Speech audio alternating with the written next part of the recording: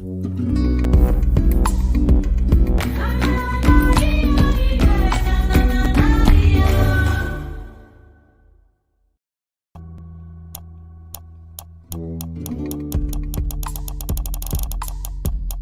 to AWID. AWID is a global feminist membership and movement support organization. My name is Hakima Abbas. I'm the co-executive director of AWID. As an AWID member, you're joining a constellation of women's rights and feminist organizations, communities, networks, and activists who dedicate themselves to building a better world. At AWID, we believe in the power of feminist movements to take action, transform lives, and create a just society. Women of all ages, occupations, and economic standing vowing to fight gender inequality, stereotypes, and much more.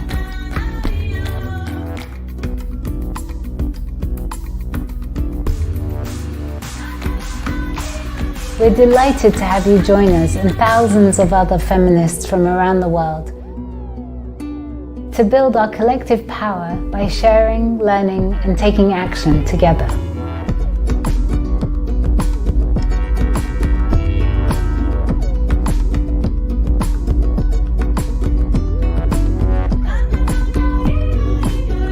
We invite you to fight back against fascisms, fundamentalisms, and authoritarianism, and to demand just economies.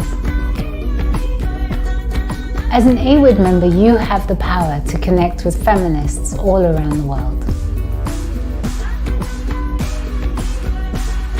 You'll have access to rich resources, publications, and opportunities to learn and share. Welcome to AWID.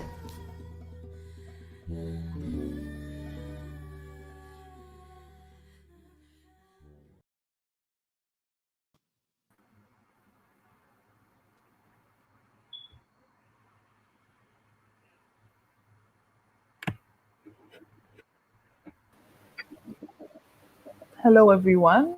My name is Myra Ahmad. I'm from AWID with the Advanced Universal Rights and Justice team. Thank you so much, everybody, for being here today, and also our guests that have joined this conversation. Susan, should I first pass it on to you, and then I can take us into the introductions with everyone? Sure. Thank you very much, Amira. Thank you to AWID for helping us organize this important event that brings attention to the situation in Afghanistan. I'm Susan Tamasebi. I'm the executive director of Femena. We work to support women human rights defenders, their organizations and movements in the broader MENA region. I'm supposed to give you a very short background on Afghanistan and how we ended up where we are here today. So just to put it very shortly and concisely, Afghanistan has a colonial past. It has a history of invasion by the Soviet Union and civil war that eventually ended up in the Taliban rule for about 10 years. And I think everybody is familiar with the Taliban rule and how incredibly harsh it was, with respect to human rights, but also women's rights. And I should say that, during the Soviet invasion, the US supported and trained and funded the Taliban as a force and other extremist groups that were now fighting as terrorists, or supposedly fighting as terrorists, as a way to combat the Soviet Union. In 2001, after the 9/11 attacks in the US decided to invade Afghanistan to take out Al-Qaeda. It took, I think, nearly almost 10 years before they did that. They found Al-Qaeda, but not in Afghanistan, actually in Pakistan.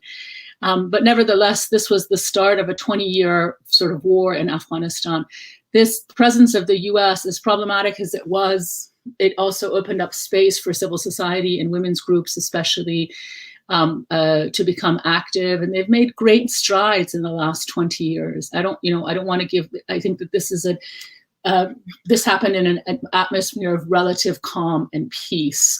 But nevertheless, this conflict has been ongoing for 20 years. And for 20 years, while the Taliban and the US fought, the Afghan people, Afghan civilians especially, were victims of this crisis and this conflict, and they were targeted consistently by the Taliban. President Trump was elected. One of his platform issues was pulling out of the Afghanistan, which has been a demand by many peace groups in the US to end this never-ending war. And I think as feminists, we also agree with that, but we really demanded a responsible withdrawal that wouldn't leave the country in this kind of chaos. They entered into negotiations with the Taliban.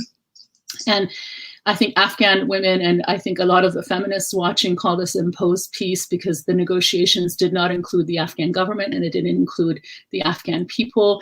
And there were a lot of concessions made to the Taliban, including the release of 5,000 terrorist prisoners of them without holding them accountable, without any transitional justice processes with the Taliban. And ultimately, they handed the reins of the country over to the Taliban. The US has consistently, even by security people in the security sector in the US, has been criticized for its negotiations with the Taliban, that the concessions were way too much and the demands from the Taliban were very little. And they basically turned the country over to a terrorist group that they'd been fighting for 20 years, and without including the Afghan people. I think a lot of peace groups demanded women's participation. I'm sorry to say that many of them didn't actually criticize these peace negotiations as illegitimate negotiations. So Trump committed to withdrawing in May. When Biden took office, he also stood with these commitments that Trump made, but pushed the withdrawal back to August. And ever since these peace talks started, perhaps the attacks against US soldiers diminished, but attacks against civilians were at an all-time high. Women's groups, especially civil society groups, were targeted for assassinations consistently. So in these past 2-3 years where these negotiations, peace negotiations, have been going on, the Taliban have never lived up to their promise, and they have consistently waged war against Afghan civilians in order to increase their position, improve their bargaining position in these peace negotiations. When Biden said that he's going to pull out in August, the assault of Taliban increased, and they started taking over different provinces in the country. And ultimately, about 2 weeks ago, Kabul also fell. The government withdrew.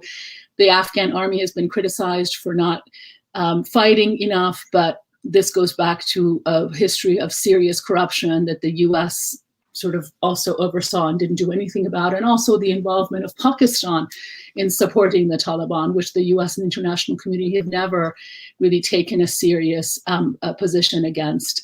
And also the government was very corrupt, and they just left the country in this state of chaos. Now we see people trying to leave.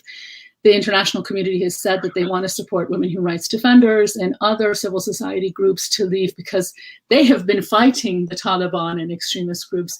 But really, these women have been nowhere in the priority lists of the international community as they've conducted evacuations. So now we have a whole lot of people who have a history, who are well known for fighting extremism, advocating democracy, who've maybe gotten funding, whose lives are in danger. So I'm going to stop there. And really vast history, very detailed history in a 3-minute synopsis. But I think at this point, people who are on the call can talk about what's going on now and how we can help. But thank you very much for joining. And, our Afghan experts are here to fill you in on that history that I had a very cursory examination of.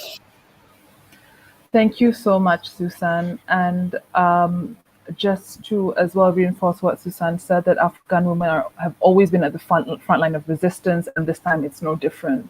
From mobilizing resources to creating networks of support and emergency services, we see Afghan women continuously and organize tirelessly to disrupt oppression and define rights for all. So we are really, really happy to be joined here today by Humaira Saqib and Zubaida Akbar, 2 Afghan women human rights defenders, as well as Karima Banoun, the UN Special Rapporteur on Cultural Rights. We are so thankful for the presence and tireless work done by all the speakers today, and also to Femena for co-hosting this conversation. Just as a reminder, we welcome questions and comments from the audience, so please feel free to throw them in the chat, and we will try our very best to get them at the end. I'd like to invite our guests today to do a short introductions of themselves. So I'd like to start with yourself first, Humaira, if you could. Just a short introduction. Okay, hello everyone. I'm Humaira Saqib, co-founder of Afghan Women News Agency. and head of Afghan Women Network in Urban Governance. And at the end of the day, I'm a woman activist. Thanks so much, Humaira. Karima, would you mind going next? Sure. My name is Karima Benoun. I am the UN Special Rapporteur on Cultural Rights and a visiting professor at the University of Michigan Law School. And I should just say that as a UN Special Rapporteur, I'm an independent expert and I do not speak for the rest of the UN system, but in my own voice. Thank you so much, Karima. And Zubaida? Hi everyone, I'm Zubaida Akbar. I'm a human rights activist. I have lived and worked in Afghanistan for most of my life and moved to the US 3 years ago. Thank you so much, everyone, for the introduction. And as we go on, I'd like to now open the question to Humaira and Zubaida. Could you share a bit more about the situation on the ground for Afghan women and women human rights defenders at the moment? Okay, Zubaida John, do you want to talk or let me talk? Please go ahead. Okay.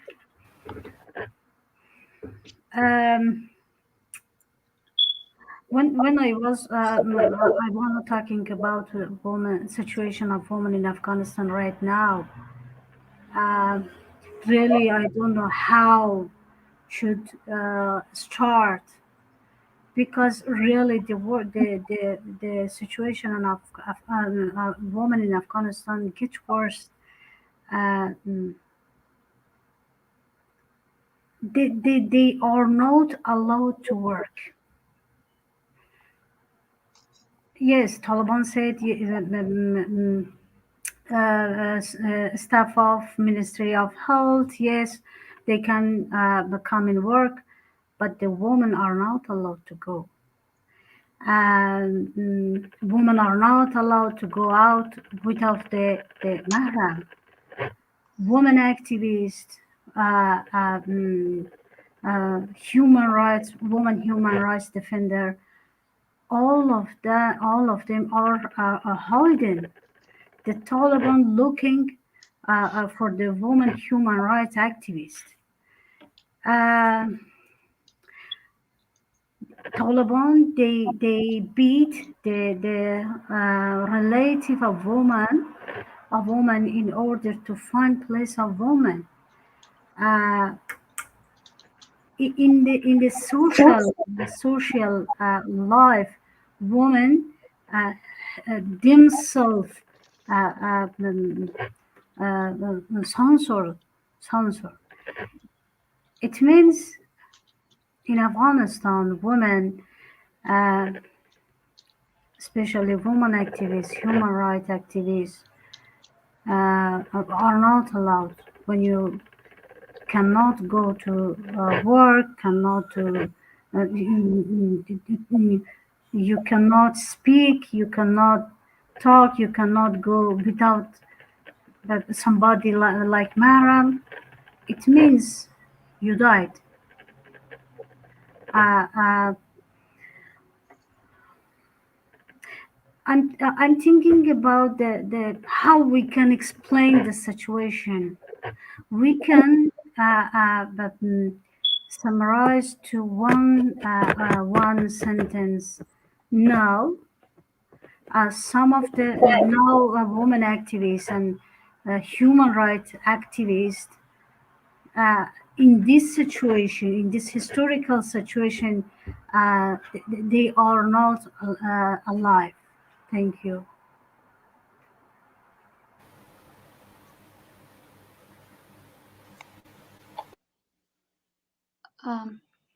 Thank you for the question, Umaira. I think the situation that Afghan women are right now, especially those who are trapped in the country, it's a hopeless situation. They feel abandoned. And they feel betrayed, because we knew this. The Afghan women knew this. They knew that the true face of the Taliban. We had been warning about this day coming. We had been telling the world that the Taliban have not changed, that they are the same brutal terrorist group who have continued to kill us for the past 20 years. They have killed women through targeted attacks. They have killed female journalists, human rights activists, women rights activists. A woman, just for existing, for being, have been killed and stoned by the Taliban during the past 20 years. When the Taliban started their peace negotiations with the United States, their attacks on women rights activists, on female journalists, and on women in general escalated. They started targeted killing of women. We have a long list of female journalists who were killed only during the peace process, and peace negotiations of the Taliban. And during this whole time, Afghan women from across the world, organizations, individual activists were raising their voice, telling the world that the Taliban have not changed, that we are scared of the Taliban, that our rights are at stake, our achievements are at stake. They will not commit to human rights issues, but the world chose to stand with the voice of the Taliban, not with the voice of the Afghan women. During this whole time, the Taliban had a platform to rebrand themselves and to promote their rebranded version. The world kept telling us that the Taliban had changed, that they were ready for a power sharing situation, that they would respect the human rights issues, they would respect international laws. While us living with the Taliban every day, losing our friends, losing our loved ones, and truly knowing what it means to be living under the Taliban regime, we said everything that we thought about the Taliban, and that was that the Taliban are the same brutal terrorist group. We were not listened to then. We were not listened to when the country was about to fall apart 3-4 weeks ago. While we continued to scream, we continued to raise our voice.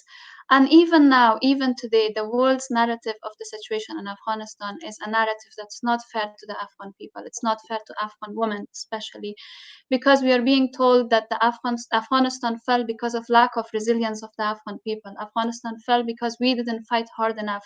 But the Afghan people, Afghan women, voted for elections in the cost of their own lives, in the cost of having their fingers chopped off, in the cost of being killed. Afghan women gained every single thing that they gained in the past 20 years in the cost of losing their friends, losing their family members. We had female journalists reporting live at the cost of many other female journalists dying, getting killed. We had human rights activists promoting the rights of women, from reproductive rights to right to education to right to work, at the cost of many, many women being killed in the past 20 years. If we were to give a name and a face to every woman who lost their lives bringing Afghanistan to today, it would be a very long list. It would be a lot of sacrifice that we made. So blaming Afghans for what happened, blaming blaming Afghan women for what happened, blaming the Afghan population, and claiming it a lack of their resilience and lack of will to fight is unfair to us. What happened to Afghanistan was that it was handed over to a terrorist group that managed to rebrand itself with the support of the international community. And today, even today, the words of the Taliban are not matching their actions, and we are still pleading the world to watch the actions of the Taliban, to not listen to their words. Even now, the world is not listening to Afghan people. Even now, the Taliban are saying, when the Taliban say, we respect women's rights issues, they are listened to. But when we say that on daily basis, our friends are being taken out of their homes for being journalists, for being human rights activists, and they're being prosecuted, they're being chased, no one listens to us. So the situation is hopeless. Women feel abandoned. The Afghan people feel abandoned. They think that they have paid the biggest sacrifice during the past 20 years, and right now they are abandoned in a situation where they have to deal with a terrorist group who has no commitment whatsoever to human rights issues.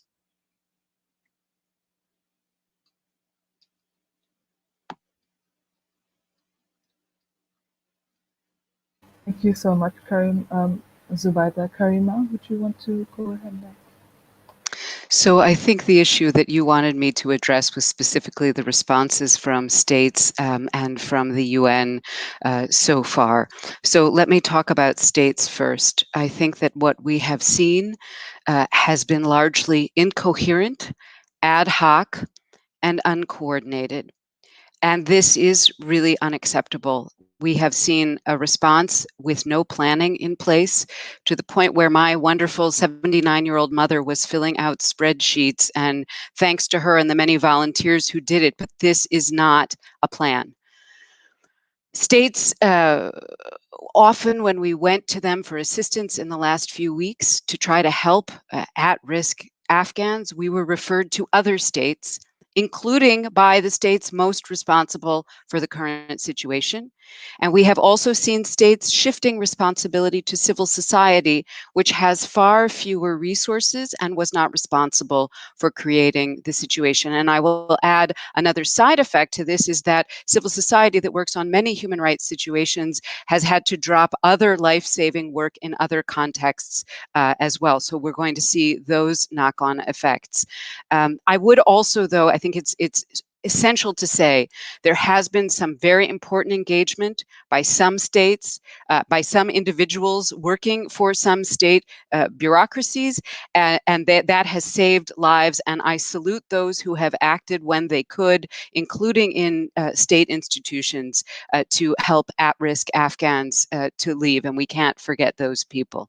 So coming to the UN response, I always think in the last few days about what the feminist international lawyer Hilary Charlesworth wrote, which is that one of the big failures of the international community is that we don't take a preventive approach. We wait till a moment of crisis, which then seemingly has come out of nowhere, and then we react. And I certainly think that this is the case with the international media. And I hope that that media will sustain its coverage going forward. In the UN human rights system, I can tell you that a number of us have been closely engaged since the beginning of the summer with Afghan human rights defenders and women human rights defenders. And we actually, a number of us made a joint appeal to the Human Rights Council back in July, responding to some of the horrible suicide bombings at that time, targeting, amongst other things, a girls' school. And we were already calling for an accountability mechanism. That appeal was not listened to. We're now trying to react in an ongoing way to the current situation. So there have been several statements which I will tweet while this event is going on, one jointly by many special rapporteurs with a number of recommendations calling on the international community to demand respect for human rights and international humanitarian law. Then I did another statement with some other special rapporteurs on the 17th of August, warning in particular about some of the cultural consequences in the fields that I work on, and really deploring that the world had abandoned Afghanistan to a fundamentalist group like the Taliban with the track record of human rights abuses that it has. The Human Rights Council, which is the highest political body on human rights in the UN system, held, as many of you know, a special session on Afghanistan last Tuesday, August 24th. And there were some very important statements made in that context, including by the High Commissioner for Human Rights, Michelle Bachelet, who was already warning of the level of very grave reports that her office is receiving of human rights abuses.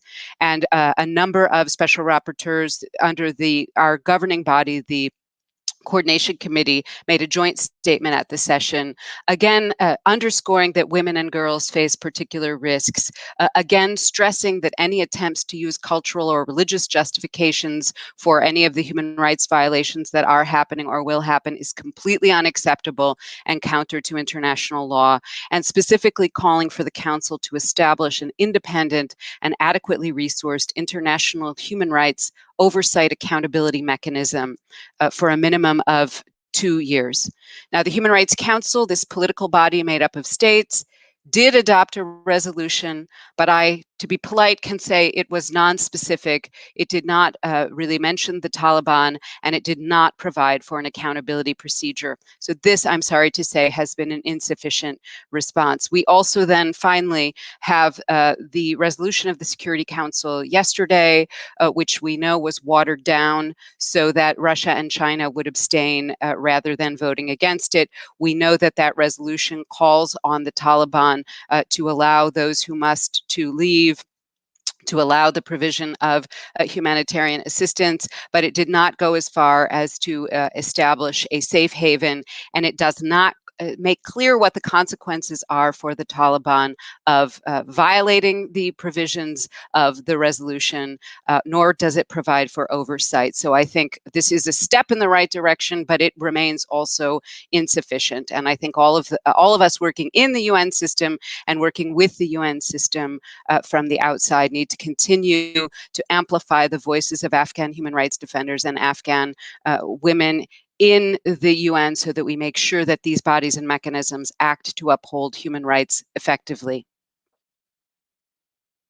Thank you so much, Karima, and thank you again to Humaira and Zubaida for sharing that very heavy but important piece of information and experience with us as well. And I'd like to then move on perhaps to the second question. And just also before we get to the end, I'd also like to clarify that Karima would only be able to stay with us up till 11:45, so she would have to leave in about 20 minutes. So just and she'd be happy to take any questions that come up from the question and answers later. So the next question that I'd like to ask as well to Humaira, Zubaida, and also Karima is, what are the demands of Afghan feminists to the international community at this very moment? And Humaira, would you want to go first? Yes. I think it's the important questions in this historical situation of Afghanistan. At first, it's very important to do not recognize Taliban international community. It's very important because they are, Taliban are terrorist group. They are fundamentalist group. And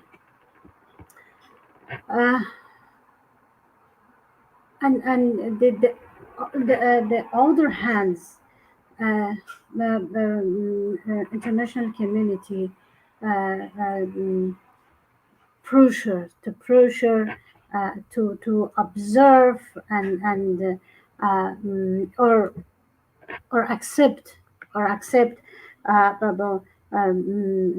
some of the law of protect women and international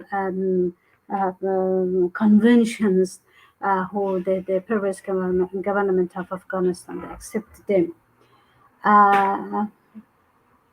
I heard about some of the news from international community about the Taliban, please allow women go to the school. It's not. I think it's what it means. What it means. We are humans. We have a right for the work, for the education, the political participation. International community, at first, it's very important to do not recognize Taliban. It's very important. They show the 3 decades ago, if they حکومت چی میشه یادم رفته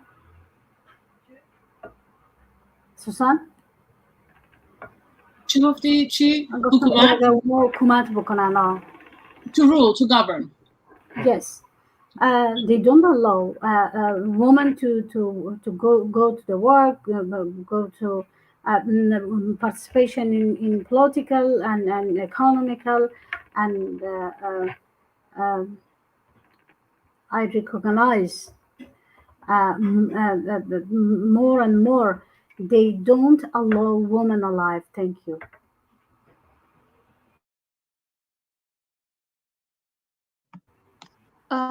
I think first and foremost, I hope that this is a moment for the international community to really reflect on the human cost of their decisions in regards to Afghanistan. From the moment they started to invade, they invaded Afghanistan until the moment that they left, and to really think about what they gained in the past 20 years at the cost of many people dying at the cost of so many sacrifices made. What was it that they gained? I think it's a time for an honest and true conversation amongst themselves, because we were told that the world is there to fight extremism, and at the end of the day, somehow extremism is empowered and strengthened.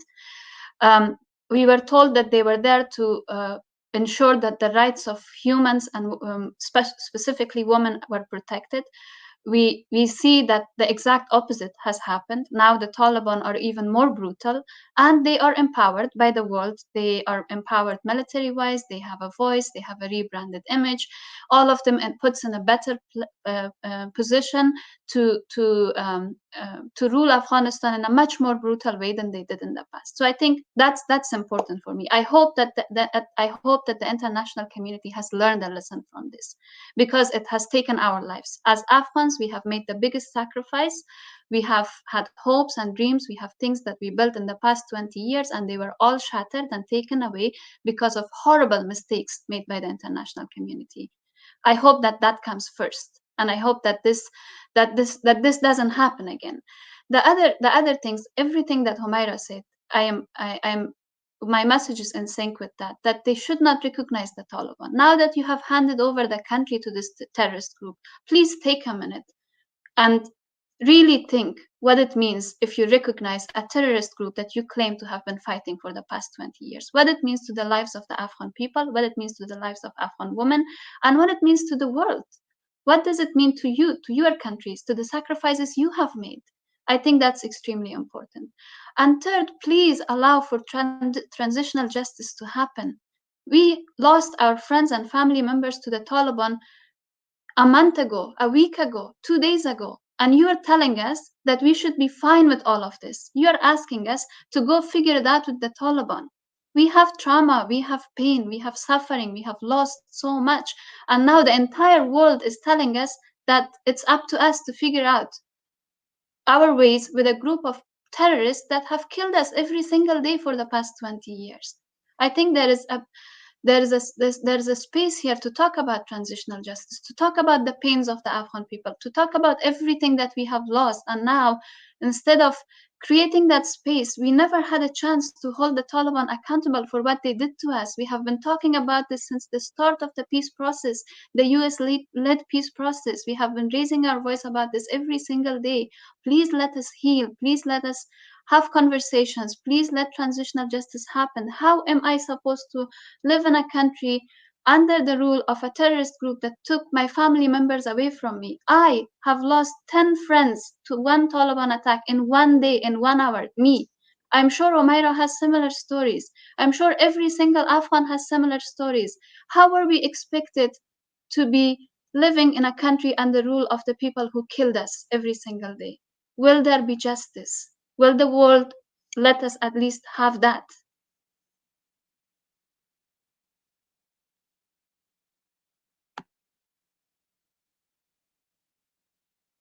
Thank you, Zubaida, for this, and Humaira for those very powerful words, and Karima, Montreal. I wanted to thank you, Amira, for asking this important question, because I think it's critically important in the days and months ahead that we do not assume that we know what the demands are, that we listen to the voices of Afghan women human rights defenders about what their demands are. And I'm so grateful to Humaira and to Zubaida to have the opportunity to hear them tell us what their priorities are now. On the issue of non-recognition, let me simply mention and remind us all that there is a precedent for this, because the last time that the Taliban was in power from 1996 to 2001, in fact, they did not hold the seat of Afghanistan in the General Assembly. The Credentials Committee of the General Assembly made the decision that that would not be the case, and the seat continued to be held by the so-called Northern Alliance. I think there will be a struggle around this issue in the Credentials Committee of the General Assembly, and I think it is very important, if this is one of the demands, and I hear why this is so important, to organize around that issue. Of course, there's also this terrible paradox of the need to provide humanitarian assistance to the population at the same time. And I think that the international community will be grappling with that, trying to balance, for example, the humanitarian function of the UN and the human rights function of the UN. Let me say, in terms of demands that I'm hearing, first I'm hearing is a demand for immediate protection and immediate ability for those who need to leave to do so. Some very well-known women human rights defenders have managed to get out through huge efforts. I'm so grateful that that has happened, but I know it's just the beginning, and we have to work to make sure that all the others who need to leave do so. Then we also have to find creative ways to support those who choose to or must have no choice but to remain. It is critically important that we also spend time on that. And I was really struck by the statement of Omaid Sharifi, an Afghan artist who managed to get out. And he made a statement on the internet just a couple of days ago, really making a linkage between a strong stand on women's rights and a strong stand for culture and cultural rights in my mandate area, and recognizing the linkages between these two, defending artistic and cultural freedoms of Afghans and women's human rights going together. And he called for the international community to take a strong stand on that. And so I would just conclude by saying, I think one of the most important things we have to do to support all of these demands coming from Afghan women now is not to give in to cultural relativism about the human rights of Afghans. There is not some sort of exception for Afghans or Muslims. Everyone has equal human rights, and that includes Afghans, and we have to maintain our absolute commitment to the universal human rights of the people of Afghanistan.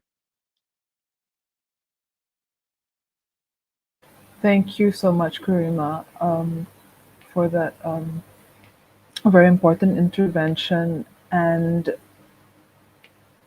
the next kind of question that I'd like to ask to everyone as well, segueing into what solidarity looks like at this very moment, and what can feminists around the world do to support?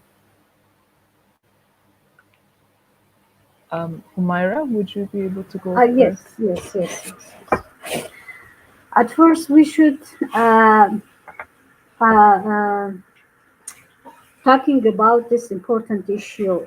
Women are victims of war without being the cause of war.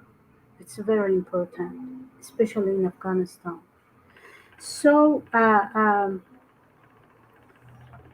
my message is, let's be united. Let's the feminists of around the world be voice of Afghan women. For influence towards policymakers, we should give a message to them. Do not ignore Afghan women. Do not exclude Afghan women in this situation. So let's be united. Let's all of the women around the world be voice of Afghan women.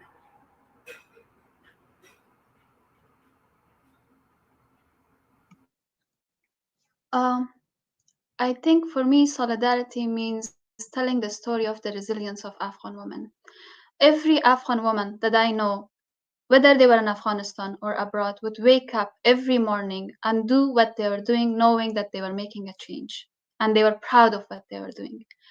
Especially those who were in the country, regardless of who they were. If they were a teacher or a journalist or a reporter or a human rights activist or a civil society activist, or was running a restaurant, anything that they would do was, regardless of what they did, they would wake up every morning being extremely proud of what they were doing for their country, bringing the country forward, knowing that their lives were at risk, every single woman. Running anything in Afghanistan, being anyone in Afghanistan as an Afghan woman is not easy. You're risking your life every minute. And what they did every day was a sign of their resilience. Afghan women participated in elections, Afghan women voted, Afghan women started businesses, Afghan women became successful journalists, writers, singers, musicians. They did all of these things at the cost of their lives because they had hope, they believed in Afghanistan, and they believed in their own resilience. And it was working. It was hard, but it was working. That is the true story of Afghan women. We don't need saving.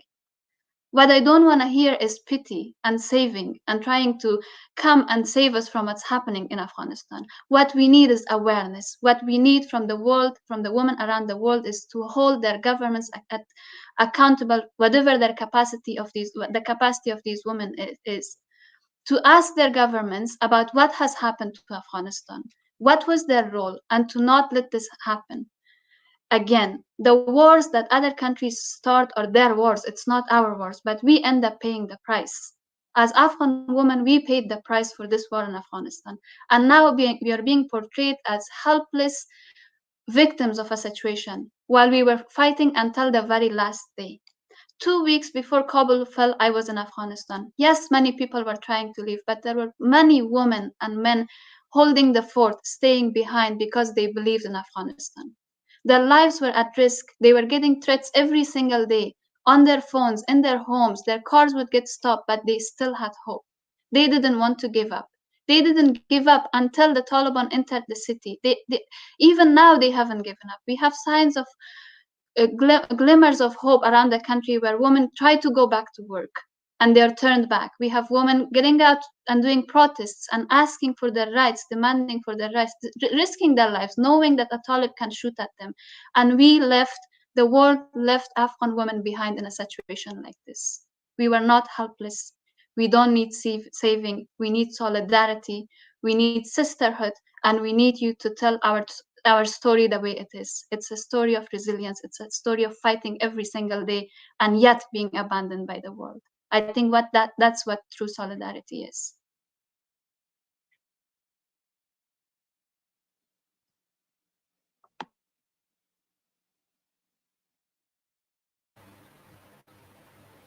Thank you for those really powerful words, Zubaida and Humaira. And Karima, I know that you'll have to jump off after this, so please feel free to also respond and just share also any closing comments you have right after, just to save time. Thank you very much. I think there are a number of things that we need to do to construct an engaged, meaningful, effective, respectful, thoughtful solidarity. One of the first things I think we need, and this relates to something that Humaira said that is so important about unity. We need coordination among women's groups and the human rights groups and cultural groups and others that are doing this work internationally so that we have a louder voice. We need to create structures so that we can move beyond ad hoc responses. We need, and this really speaks to what Zubaida just said that is so important, we need to amplify the voices of Afghan women human rights defenders and other human rights defenders and cultural figures rather than speaking for them. And this is a critical distinction. We need also to find ways to get the word out because I fear that the international press coverage is going to be tapering off. And we also need to develop a variety of ways to communicate with our partners on the ground because the communications context may change in the future. And so I think we need to be working on all of those logistical issues. Let this day of official withdrawal be the day when we, as feminists, as human rights defenders, as cultural activists around the world, actually do the reverse. We redouble our commitment to be present with Afghans, including Afghan women, both on the ground and in exile. And I will never forget, I've been in Afghanistan 3 times. It's one of the most inspiring countries I've ever visited. And I remember today the words of one Afghan woman I interviewed in 2011 who was already at grave risk. And I asked her if she was optimistic or pessimistic for the struggle against fundamentalism. And she said to me, Karima, optimism is key to survival. And I think that is the message that we need to reinforce, as hard as it is to find optimism, that we need to reconstruct optimism based on concrete action. So thank you very much. My honor to share the floor with our Afghan colleagues, and all my solidarity to you and your networks. And thank you to the organizers. Thank you so much, Karima. I think what you're saying is it's so true as well about amplifying women human rights defenders' voices. And Susan, I know Femena has been doing some excellent work around supporting networks of women human rights defenders in Afghanistan, and I would love for you just to share, what you've been doing, and as well as how you've been supporting these networks too. Yeah. Thank you very much. Really, I just want to second everything that everyone said. I think solidarity is important. Amplifying the voices of Afghan women is critical, especially during this time. We've been working on Afghanistan kind of from the start and supporting Afghan civil society and our partners there from the start of our organization. But in recent months, over the last year, we really started focusing more and more on Afghanistan, because since the start of this peace process, the targeting of women human rights defenders has stepped up, and they started getting killed, whether they were journalists, women human rights defenders. A lot of our partners were threatened. So we tried to amplify their voices in our campaigns that support women human rights defenders. We started doing advocacy, reaching out to different groups to raise awareness about what was going on. And we've continued that. We're still continuing that. We're trying to support women human rights defenders who are stuck in Afghanistan, who need help.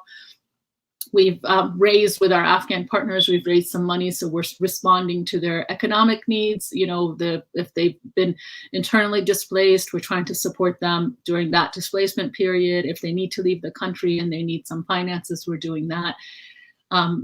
So hopefully, we can continue to do that kind of supporting. But then we're also doing advocacy with international groups, whether it's governments or international groups. I should say that we started our advocacy on this issue very early on, long before, this current crisis over the last year. And it was interesting to us that some of these peace groups were saying things. I think Zubaydah talked about this rebranding of the Taliban.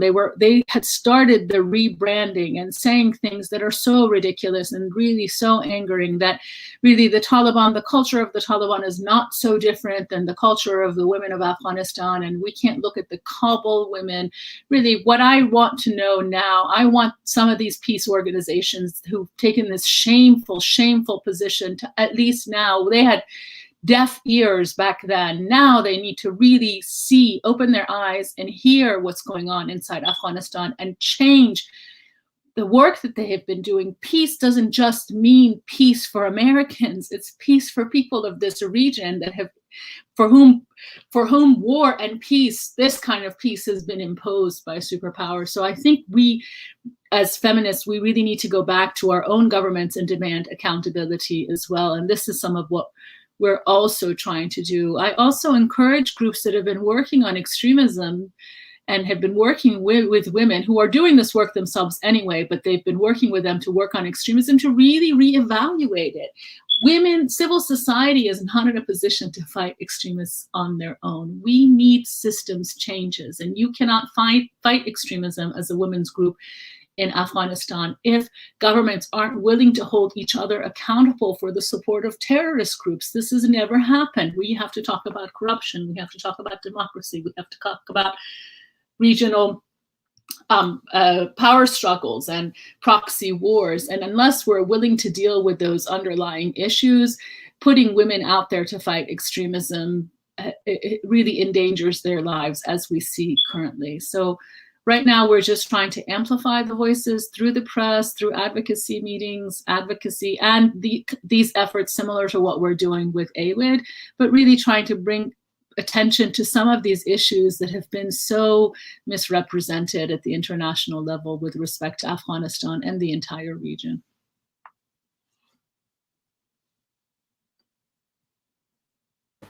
Thank you so much, Susan. So far, once again, before we go into the questions, I'd like to thank everyone so much again for those really powerful interventions and much needed words that need to be heard by Zubaydah, Humaira, and also Susan. And so far from the comments, we are seeing a lot of messages of solidarity and lots of thank yous to the speakers for being here despite the very understandable difficult situation. And so, since we don't have any questions, I'd also like to perhaps open the floor to all of you to ask if there's any last words and if there's anything else that before we leave you'd like to just say before we go. I think what we've had here is some really, really important and powerful messages about the accountability of the international community, the role of feminist solidarity in also holding their own governments accountable, and really having this view of not saving Afghan women, but really standing in solidarity. And so, Humaira, before we leave, would you want to say a few words, and followed by Zubaida and Susan? Any last thoughts? I repeat, I say again about solidarity. Solidarity is very important. As Susan Jones said about the accountable your government, it's very important. Women ask from their government what's happening in real Afghanistan. It's very important. I emphasize the solidarity is very important.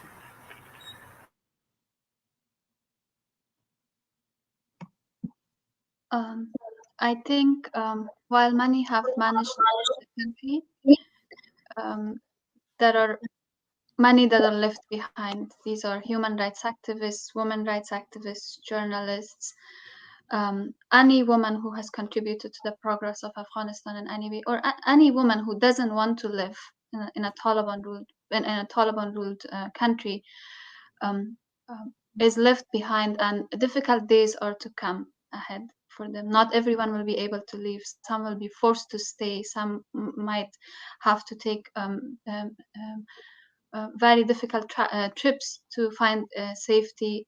I hope that as the media attention winds down, now that the US is gone, that the attention from Afghanistan is not taken away, that we continue to think about Afghanistan, we continue to amplify voices of the people, and the ones that are left behind and are forced to stay behind. It will be harder for them to speak up. It will be harder for them to talk about the brutality of the Taliban, the crimes that they're going to commit.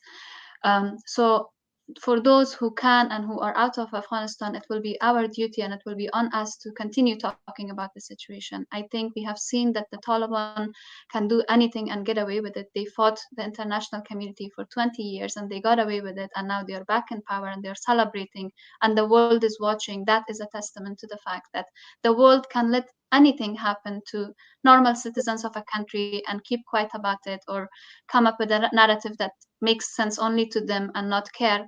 But it's human rights defenders, people who really care from across the world, who can help us to continue to talk about the situation, to elevate the voices of the people who are talking about the situation, to raise awareness, and to do the least we can for those who are left behind, but also for those of us who managed to leave Afghanistan. But by leaving Afghanistan, we have lost everything. We have lost our home, we have lost our families, we have lost our culture, we have lost our language. We have to start from scratch. We thought we had a normal life. We thought we had a job. We thought we had a country that we were building on every day. We had plans for our children, for our family members. And we have lost all of that. Afghans have suffered for the past 20 years. This fast, speedy evacuation also was not easy on us. Those who did manage to leave, human rights activists, women, anyone who I talked to, friends, family, it was not, they're traumatized. We shouldn't, the world shouldn't be tapping themselves in the back for evacuating a few people, or shouldn't be expecting people to be grateful because no one wants to leave home behind by choice. None of these people wanted to leave home if they had an option. They were forced to leave. So as immigrants are arriving in these countries, I think there should be some understanding of what happened to them. Why is it that these countries go to these other countries and create these situations where people have to make the decision to leave everything behind, risk their lives, and find a way to safety and start from zero, not knowing the language, not knowing the culture, with everything new to them, while being traumatized. I know people who were shot at while they were waiting behind the airport gates. My family went through a traumatizing experience trying to leave the country. So there is a lot that can be done. There is a lot that can be done. We are not yet in a moment where we can stop and celebrate the ones who were able to leave the country. We don't know what's going to happen to those who are in the country, and we need to continue talking about the situation, whether it's on the behalf of people who are in the country, whether it's for the people who have been forced out of their homes and displaced by hundreds in all these different countries across the world. I think that will be extremely important, that the full evacuation of the US and the world should not mean the end of the Afghan story, the story of Afghanistan. Things are going to get harder, both for those who left and those who were left behind. We are all facing a new reality now. We are dealing with a lot while trying to speak up for our country, while trying to figure out the situation for our friends and families and loved ones, while dealing with the fact that we are all of a sudden homeless and hopeless. Yeah. Thank you, Zubaydah and Humaira, for those powerful words. I just want to say, we are working with some women human rights defenders who are displaced, and they're really trying to leave the country. And their story is similar, really reminds me of the Holocaust in a sense, that they're hiding out and waiting to be found out at any moment. And, their offices in their cities have been raided by the Taliban. They have all the information, and they're just waiting in another city, just hoping to be able to get away or perhaps die. They don't know. So it's really a dire situation. I want to call on governments to really step up and help these human rights defenders and women human rights defenders who need to leave the country, who would probably be killed or suffer serious consequences otherwise, to leave the country if they can do it. I want to call on our women's organizations around the world to really press their governments to take on some of these groups, to help them both to leave the country, because I said before, it's really not the work of civil society to help evacuate. This really is the work of governments, because at every step they have to coordinate and reach deals, whether it's inside the country, getting safe passage to the airport or to trains, etc., to the borders, and negotiating with the borders of the countries to entry, and then for relocation and, being in other countries. So it really is the work of government. So they cannot abandon those human rights defenders whose lives are at risk. And I think it's important to continue listening to Afghan women, continue to elevate their voices in the media. A lot of people are going to stay behind. We have to help them, and also those who've left the country, we have to support them to find new lives. But it also makes me really sad, because I think the brightest and the best people of Afghanistan have left, and it's the Taliban have come, and the hope of Afghanistan has also left. That doesn't mean that we won't have new activists and new people rising up, but it really sets the country back probably more than 20 decades, not only with the Taliban pushing back, but also with the people who are committed to rights and to progress having to leave or being silenced in this way. So we need to be aware of what's going on in Afghanistan and continue to invest in Afghanistan and help the progress. This is what the people of the country are committed to, unlike what the Taliban say, unlike what their supporters or their, those people who make excuses for them outside the country claim. No, the people of Afghanistan are committed and have been committed to progress, and we need to support them in achieving that progress. Thank you so much, everyone, once again. And we are at time. And just to really reiterate what everybody has been saying, we should, as feminists, we cannot forget Afghanistan, and our efforts should be sustained in supporting Afghan women human rights defenders and also amplifying their voice at all levels and at all stages. So thank you so much once again, Zubaydah. Thank you so much again, Humaira and Susan, and also Karima, who had to leave, unfortunately. I just want to say really quick, please follow also Femena on Twitter and on Instagram. We're FemenaNet on Twitter and on Instagram, and on Facebook, we're femena.net. So please follow us to stay informed of the work that we're doing with our Afghan partners and what they need. Thank you so much once again. And thank you to the audience for joining us too. Thank you, Humaira, for organizing this. Thank you, Awed. Thank you for it.